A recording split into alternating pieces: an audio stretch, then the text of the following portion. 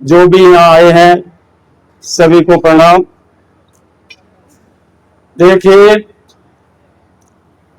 आपकी जो बात हमने सुनी है, आपने बहुत अच्छी बात कही।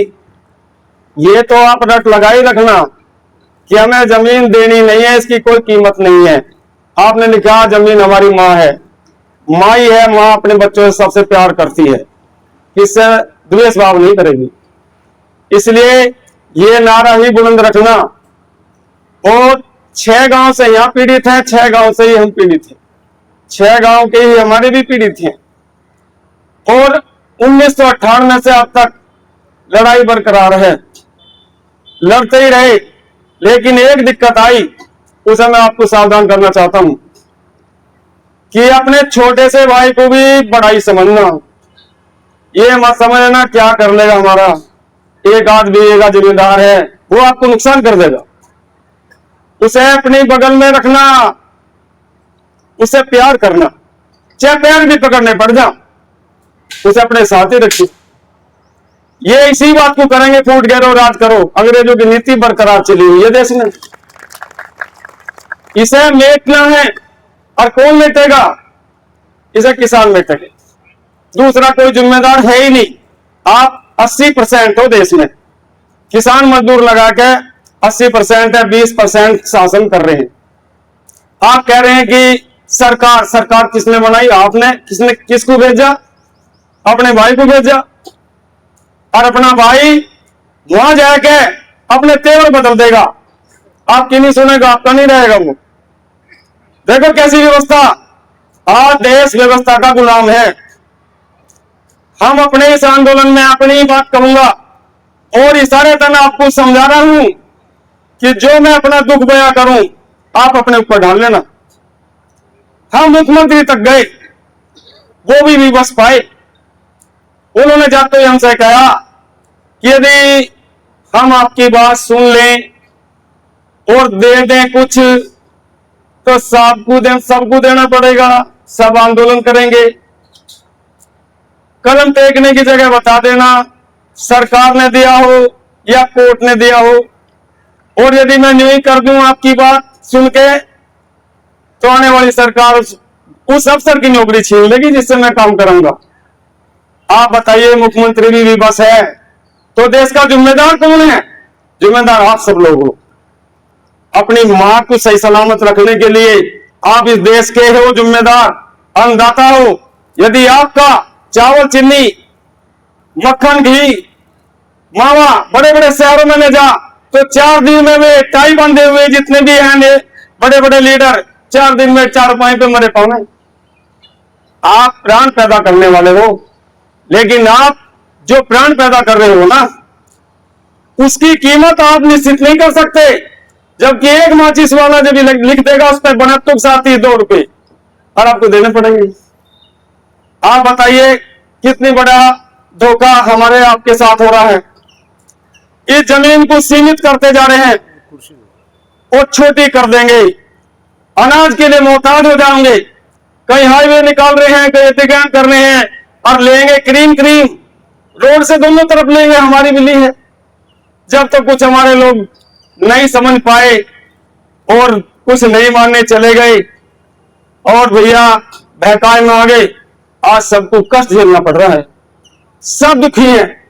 ये दिखा रहे हैं जंगल में कि 2-4 भी कहीं चारा ही बोले, लेकिन सरकार जब ये आओगी और उलट देगी उसे। आज आपकी चल रही है, कल नहीं चलेगी। यदि आपने हाथ कटवा लिए तो क्या करार कर रखा है? यहां तक 2 बार तो लाठीचार्ज होगा हम पे। हम जोर कर रहे हैं और वो बार हमें और महिला तक की बख्शी।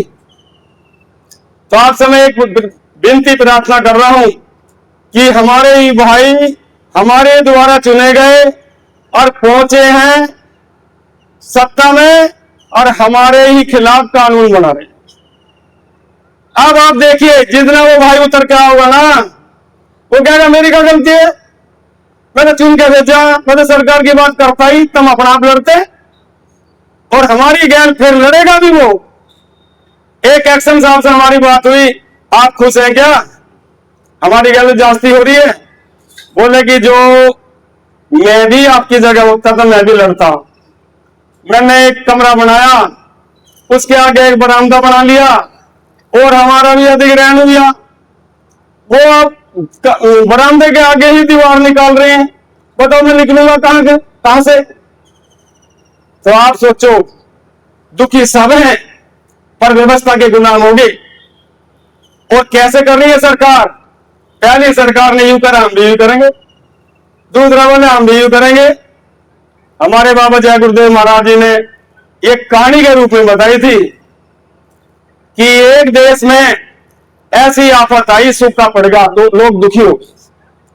अब पहले राजा ही थे, अब तो प्रजातंत्र में नेता हो रहे हैं और लेता ही है, देता किसी को ना है।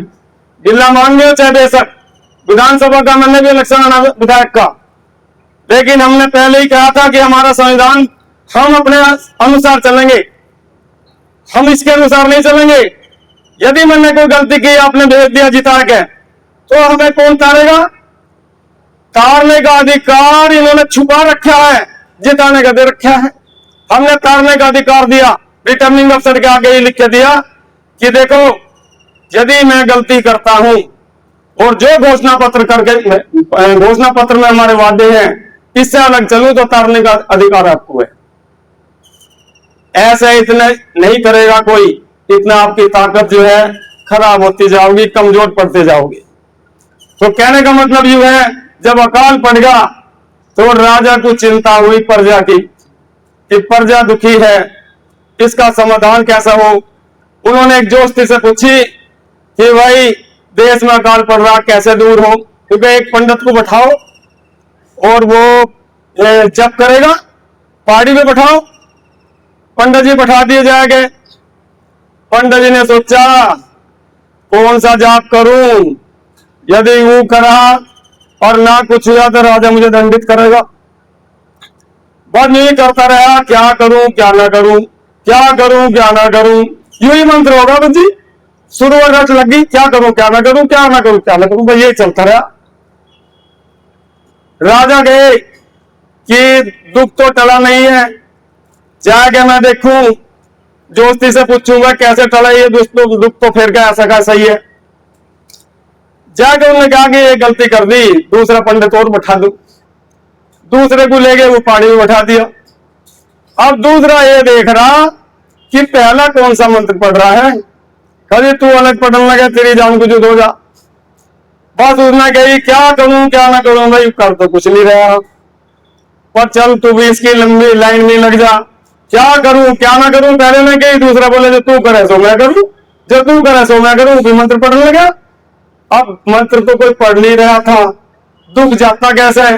राजा को फिर चिंता हुई, वो फिर दौड़ा दौड़ा गया और जाके फिर कही कि महाराज जी बताओ कुछ राह क्या है, जनता तो दुखी है। बोले कि एक और बैठा दो। दो हो गए, तीन बैठाओ।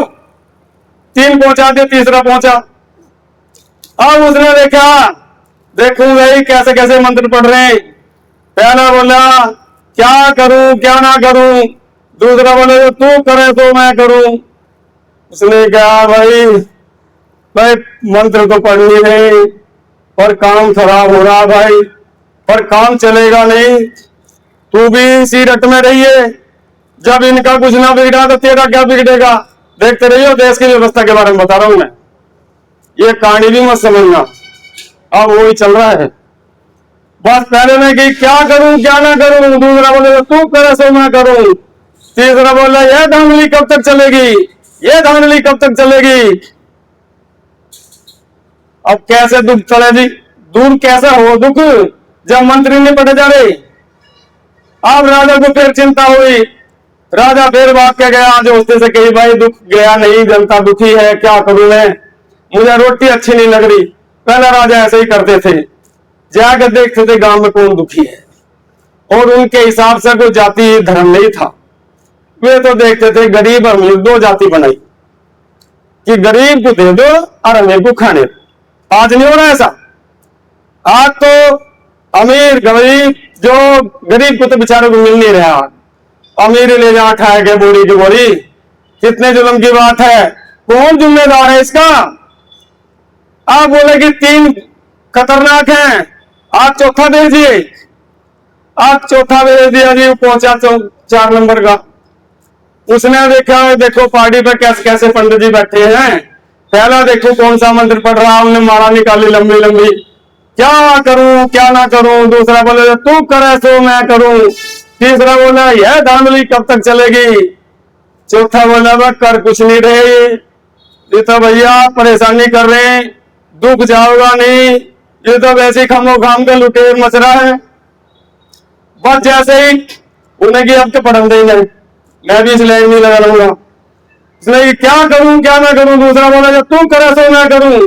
तीसरा बोला यह धांधली कब तक चलेगी। चौथा बोला जब तक चलेगी तब तक सही, जब तक चलेगी तब तक सही। मारा लंबी लंबी फिरन लगी। राजा बोला आज ज्योति से नहीं पूछूंगा, आज मैं सुन जाऊंगा, देखूंगा कैसे कैसे मंत्र पढ़ रहे हैं। 4 बैठा दिए, दुख गया नहीं। बस वहां सूचना दे दी कि ठीक ठीक मंत्र पढ़ो भाई, राजा आ रहे। बस उन्होंने तो लंबे तो जुबान काम कर रही है, रट गए। जो अंग्रेजी बोलने वाला अंग्रेजी बोल रहे हैं, उनके बच्चे भी। और जो हिंदी बोलने वाला हिंदी बोल लेंगे, क्योंकि उनके माँ बाप बोल रहे थे। अब इतने दिनों में उनकी जुबान रट गई इन मंत्रों से। बहुत लंबे लंबे बोलने उनके मंत्र ये क्या करूं क्या ना करूं। दूसरा बोले तुम करे सो मैं करूं। तीसरा बोले धांधली कब तक चलेगी। चौथा बोला जब तक चलेगी तब तक सही। राजा बोले दुष्टो अब नहीं चलेगी, अब मैं आ गया हूं, मैं जिम्मेदार आ गया हूं। किसान भाइयों खड़े हो जाओ, जिम्मेदार तुम हो। अफगानिस्तान का राजा भागा, राष्ट्रपति भागा और तालिबान के कब्जे में देश आ गया। वहां की महिला बच्चे सब दुखी हैं। सबको उन्होंने ऐसा कानून लगाया है। कहने का मतलब जो है, जो राजा आज राज कर रहे हैं, जिसे तुम सरकार कह रहे हो, जब वे हट जाएंगे तो कौन जिम्मेदार होगा कि जमीन कम रहेगी, नाज कहां से होगा। तुम ये नहीं कहा, तुम ही तो प्रधानमंत्री। अरे नहीं, मैं क्या, मैं तो व्यवस्था कहा, मैं तुमने बेचा, मैं तो आदमी तो हूं तारे जैसा ही। जिम्मेदार तुम हो, आंख खोल के चलियो। लूट जाओगे तो कोई देने वाला नहीं है, अपने को संभाल के रखो। ना संभलोगे तो कल को रोओगे। हमने ये भी कह दिया आवास विकास वालों से, भैया ये विकास कर रहे हो या विनाश कर रहे हो, नाश करने के लिए आए हो। हमारे घर तक के एकवार हैं और 200 मीटर के मकानों को घेरने की तैयारी होती है कि हम तो 98 के बाद में किसी का मकान छोड़ेंगे ही नहीं। धारा इनकी 28-29 थारे भी यहां लगी गई है। आज की तारीख में जितने मकान अब बनाओगे आगे तो छोड़ेंगे नहीं, और इनको भी लिखेंगे कि कब तक के हैं। कहने का मतलब यू है, चेत जाओ, देर हो जाओगी फिर। मैं समय थोड़ा सा फालतू दूंगा जी। नहीं आप बोलिए बोलिए। तो कहने का मतलब यू है, आज चेतोगे तो ठीक है, लेट हो गए तो देर हो जाओगी। आज तो तुम सब हो, अपने भाई बैठे हैं, 6 गांव की लड़ाई है और आए भी हैं, सब कह भी रहे हैं कि हम साथ देंगे। साथ देने का मतलब यह है, कम से कम 100 आदमी नाम लिखवाओ, मोबाइल समेत लिखवाओ और गांव लिखवाओ, गांव का नाम दो। जैसे ही कोई सूचना दे तुरंत आ जाओ। ऐसा नहीं है जब मान लिया सीमा पर लड़ाई हो जा तो सिपाही कोई हो नहीं, सब कहने घरों से निकल के जाओगे तो क्या जंग जीत जाओगे। जिम्मेदारी दे दो उन्हें, जिम्मेदारी जिन्हें वर्दी पहन रखी है उन्हें जिम्मेदारी है। झगड़ा हो जाएगा तुरंत भाग जाओगे, उनका काम ही यूं है। ऐसे सिपाही बनोगे तो काम चलेगा और नहीं चलने वाला नहीं है। देखिए कैसी हरी भरी फसल खड़ी है, अधिग्रहण करने का कानून ही नहीं है। जहां 3-3 फसलें हों, हम तो वहां से मुंडोला से देखते आए, सारे दोनों तरफ हरा भरा हरियाली फैल रही है और 3-3 का 4-4 फसल ले रहे होंगे, ऐसी बढ़िया बढ़िया। और ये चली जाओगी, आप मोहताज हो जाओगे देखने के लिए हरियाली की। अभी चेतें, ज्यादा समय ना लगाएं और इसका डट कर विरोध करें। ये कोई कहेगा कि आए था भड़काऊ भाषण दे रहा, अपना दुख रो रहे हैं, भड़काऊ भाषण नहीं है, हमारे भाई हैं, हम लूट गए तो दूसरे को लुटन दें। बचो बचाओ। आज देखिए इतनी बड़ी परेशानी हो रही है, क्या इस युग को अच्छा समझ रहे हो आप? ऐसे पवित्र रिश्ते बेटी बाप का, भैया बहन का, सब खराब कर दिए। हम 700 साल गुलाम रहे 500 साल मुगलों के और 200 साल अंग्रेजों के, क्या हमें नुकसान पड़ा? हमारी आबरूजियत ऐसी थी जैसी अब जब ही ऐसी ही क्या जो अब हो रही है। सब हमें बांटते जा रहे हैं, भाईचारा खत्म करते जा रहे हैं, धर्म में मजहब में, ये धर्म मजहब ये चल जाएगा काम। 2 जाति बनानी चाहिए देश में, गरीब और अमीर। भाई गरीब को दे दो और अमीर को खान दो। आज एक कंपनी आई थी, ईस्ट इंडिया कंपनी, 200 साल देश को गुलाम रखा था और उसने फूट घेरो राज करा, फूट घेरी और राज करा। 200 साल तक हम आपस में भिड़ा दिए। आज 212 देश से कंपनी आ रही है, अब देश पर कर्जा चढ़ता जा रहा।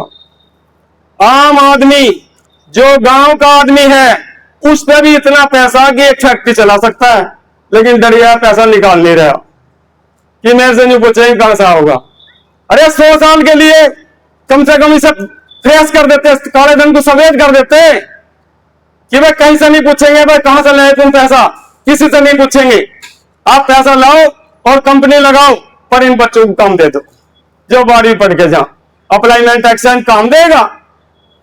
अरे वो तो एक अप्लाइमेंट एक्शन एक नौकरी करने का धंधा है, वे अफसर लगा रखे। 50 काम ऐसे हैं जो कागजों में चल रही।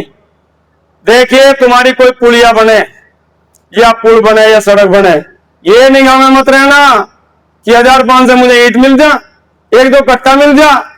ठेकेदार करते हैं ऐसा, उसे क्या लगा इससे पूरे, जरूरत पड़ेगी तो हम देंगे, क्योंकि आप निकलोगे ठेकेदार ना निकले मफू। उस पुलिया को अच्छी बनवाओ, अपना काम अपना आप समझो।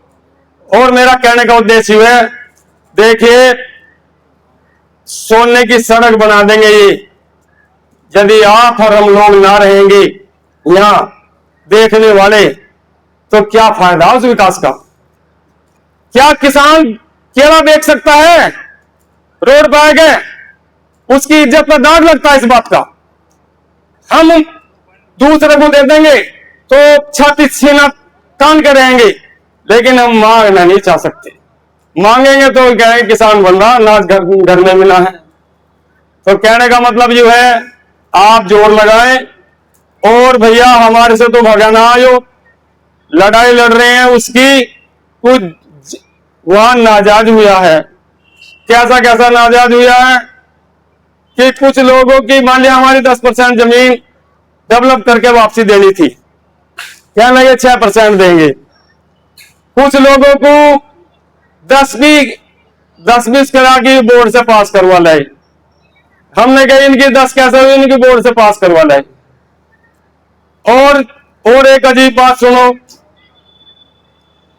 1998 के बाद के जितने अधिग्रहण हैं उन्हें करें, इन्हें हम हटाओगे, साफ करेंगे, इन्हें रहने नहीं देंगे।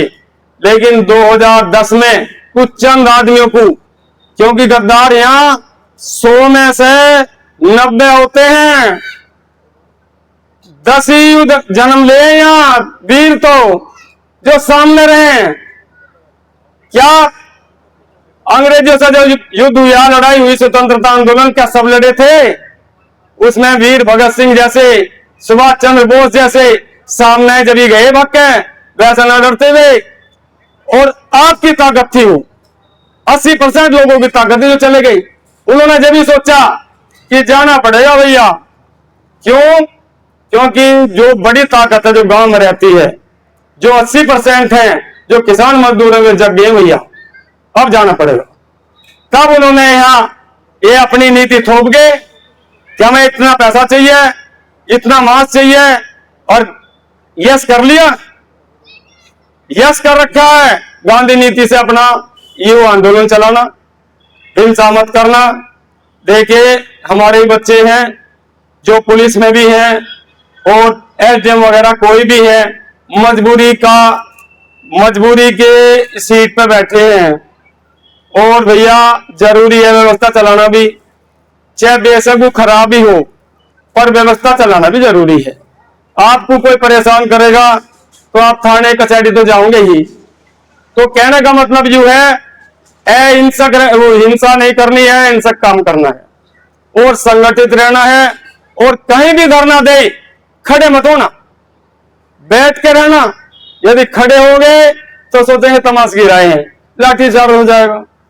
और ये भी ध्यान रखना, कोई अफसरों कहे ईट पत्थर मार के न भाग जा, वो आप ही गिनती में रहोगे कि इन लोगों ने पिटवाए हैं। तो कहने का मतलब ये ऐसी गलती हमारे से लोगों ने कर दी है हमारे साथ, इसलिए मैं शेयर कर रहा हूं। तो भैया ज्यादा ना कह के इतनी बात ही बहुत कुछ कह दिया गया। आपसे एक बात मैं गुजारिश कर रहा हूं, प्यार मोहब्बत से रहियो। और तुम्हारी सबकी जाति किसान है, और किसान ही आज दुखी है। इसे उभारने के लिए आप एकता में रहो और अपनी खेती को बचाओ। खेती चली गई तो कुछ नहीं रहने वाला, इज्जत भी गया, पैसा इसका टिकता नहीं है। आपके यहाँ लैंड पूलिंग है, कोई बात नहीं, लेकिन नहीं है, नई योजना है, चलने वाली ना है। अब इसे चेत के बचाओ। जय जवान जय किसान, जय हिंद जय भारत। धन्यवाद चाहिए। और इसकी इतनी बातें अपने विधान से आपने बताई, और आपके विचारों को सुनने के लिए न गर्मी देखी न कुछ देखा। आपने कुछ बातें बहुत अच्छी कही। एक तो धांधली वाली बात कही कि धांधली कब तक चलेगी। त्यागी जी के साथ बहुत बड़ी जाति हुई है, इनके गांव के साथ, 5-6 गांव के साथ, लेकिन हमारे साथ भी धांधली हो रही है। धांधली क्या हो रही है कि इनके साथ तो जो अधिग्रहण हुआ है, अर्जन हुआ है, वो पुराने कानून के तहत हुआ है, क्योंकि उस टाइम नया अधिग्रहण कानून नहीं था 2013-14 का। तो पुराने कानून के तहत हुआ है, इनको फ्री में लूट लिया और इनकी जमीन 1100 रुपये स्क्वायर मीटर के लिए लूट ली, और आज की तारीख में 90,000 रुपये स्क्वायर मीटर के हिसाब से बेची जा रही है। दर्द नहीं होगा तो क्या होगा, दर्द तो उठनेगा, बाहर निकलेगा। दूसरी बात की है कि हमारा थोड़ा सा इनसे थोड़ा सा फर्क है। इनकी जमीन पुराने कानून से अधिग्रहण हुई, हमारी जमीन लैंड पूलिंग से हो रही है, और कानून भी 1965-66 का है, जबकि कानून 2013-14 में अधिग्रहण का नया कानून आ चुका है, लेकिन उसके तहत नहीं किया, क्योंकि उन्हें पैसे देने पड़ेंगे उन्हें। और पैसे कहां से देंगे, क्योंकि 500 करोड़ रुपए का कुल बजट है इनका। 500 रुपए करोड़ में क्या कर लेंगे, शायद एक बाउंड्री वॉल भी नहीं हो पाएगी। इसलिए ये जमीन हड़पने के मूड में है, लैंड पूलिंग कर रहे हैं। लैंड पूलिंग में क्या है, आपके पीछे 100 बीघे जमीन है, 100 बीघे जमीन में 50 बीघे तो छोड़ देंगे सरकारी उसके रास्ते के लिए, पार्क के लिए, बनाने के लिए, इधर के लिए, जिसकी आपको 54 नहीं देंगे, यानी 50 तो गई फोकट में। 25 रखेंगे अपने पास, 25 रखेंगे तुम्हें देंगे, कहना आधी हमारी, आधी लेना ना देना, आधी तुम्हारी, आधी हमारी। कौन सी स्कीम है भाई, कौन सा कानून है? कानून 2013-14 का लागू करो। 2013-14 कानून में अगर अधिग्रहण करेंगे तो आपको बहुत मोटे अमाउंट मिलेगी, क्योंकि सर्किल रेट नहीं, मार्केट रेट का 4 गुना मिलेगा। और मार्केट रेट के 4 गुने से कोई भी एक किसान है, ठीक सा किसान है, उसका बजट भी पूरा नहीं हो पाएगा 500 करोड़ में। इनके पास पैसे नहीं है, केवल लूटने की तरकीब है, और लूटने के लिए इन्होंने लैंड पूलिंग स्कीम हमारे 6 गांव के ऊपर लॉन्च की है। तीसरी बात इन्होंने कही कि कोई भाई छोटा नहीं होता, कोई बड़ा नहीं होता। अगर अपना भाई नाराज है, रूस रहा है, कहीं हो रहा है, कुछ आमन करो, 5 पकड़ो, सब कुछ करो। त्यागी जी ने बहुत अच्छी बात करी, हमें किसी को नाराज नहीं करना है। दूसरी बात कि एक राजा कैसे करता आया, पहले अधिग्रहण हुआ, हमारे कुकड़े के महानुभाव भाई बैठे हैं, उनकी जमीन फोकट में चली गई, कोड़ियों के भाव चली गई, और अब दोबारा अगर उन्होंने कहीं जमीन ली तो उसे भी कोड़ियों के भाव लेना चाहते हैं, अधिग्रहण नहीं करना चाहते। थोड़ा सा ये फर्क है। दूसरी ना आबादी की बात कही, इन्होंने बता दिया कि आपके घर छोड़े ना घेर छोड़े। 1998 के बाद जो बने उसका छोड़ देंगे, क्योंकि इसकी कानून तो 1965-66 का प्रयोग कर रहे हैं, 2013-14 का नहीं कर रहे। आपको मुआवजे का एक पैसा नहीं मिलेगा, चवन्नी नहीं मिलेगी, और ऊपर से क्या है, जो 25 बीघे आपको दी जाएगी, कहाँ दी जाएगी, कब दी जाएगी, कैसे दी जाएगी, कोई किताब की कानून की किताब में नहीं लिखा हुआ। ऊपर से आपसे गटरमेंट चार्ज लिए जाएंगे, जो शब्द प्रयोग किया इन्होंने, गटरमेंट चार्ज, जो अंग्रेजी का शब्द है, हमारी समझ में 1 महीने पीछे आया। जो डेवलपिंग करेंगे, डेवलपिंग चार्ज आपसे लेंगे, यानी 25 बीघे का डेवलपिंग चार्ज भी आपसे लेंगे, और उसका रेट आज की तारीख में 3200 रुपये स्क्वायर मीटर है। आप में से ज्यादातर लोगों को पता है कि हमारी कृषि भूमि का सर्किल रेट क्या है, 4000 पूरे शेरनगर का। अगर कृषि भूमि है तो 8500 रुपये, 4000 में 3200 रुपये तो उन्होंने ले लिए, तुम्हें क्या मिला धनिया? आपकी जमीन भी छीन ली, सब कुछ कर लिया, आपको क्या मिला? धक्के। इस चीज से बचने के लिए त्यागी जी ने बताया है, एक रहोगे तो नेक रहोगे, बटोगे तो कटोगे। तो ये अगर फॉर्मूला रहा तो आपके फॉर्मूले सफल होंगे। एक बात और उन्होंने कही कि भाई लोगों समझ जाओ, आज भी समझ जाओ, मौका है। अभी आपको नोटिस शामिल हुए हैं, अभी आपके पूरे अधिकार प्राप्त हैं, सरकार से कहने के भी अधिकार प्राप्त है, न्यायालय में जाने के भी अधिकार प्राप्त है, कहीं भी कुछ कह सकते हैं। हमारे ओमपाल जी ने इसी बात पर इशारा किया। हम लोग उस पर विचार कर रहे हैं, उस पर भी राय लेंगे एक्सपर्ट की। जैसे एक्सपर्ट वकील कहेंगे, हाई कोर्ट के, सुप्रीम कोर्ट के कहेंगे, उन्हीं हिसाब से हम चलेंगे, क्योंकि कोई गलती ऐसा नहीं करना चाहते जैसे त्यागी जी ने बताया कि कुछ वहां गलतियां हो गई। हम लोग आप लोगों से विशेष निवेदन करेंगे कि त्यागी जी ने कहा है अगर एकता बनाए रखी तो किसी की हिम्मत नहीं है कि आपकी जमीन गात लगा दे। ये बात सच्चाई है। देश लोकतांत्रिक देश है, संविधान से चलता है। ऐसा नहीं कि आप पे लाठीचार्ज, इन्होंने कहा कि बैठे रहो। कितने मारेंगे? गांधी जी की नीति बताई इन्होंने। अभी तक साल भर हो गया, किसी के साथ कोई एक्शन सरकार नहीं ले पाई।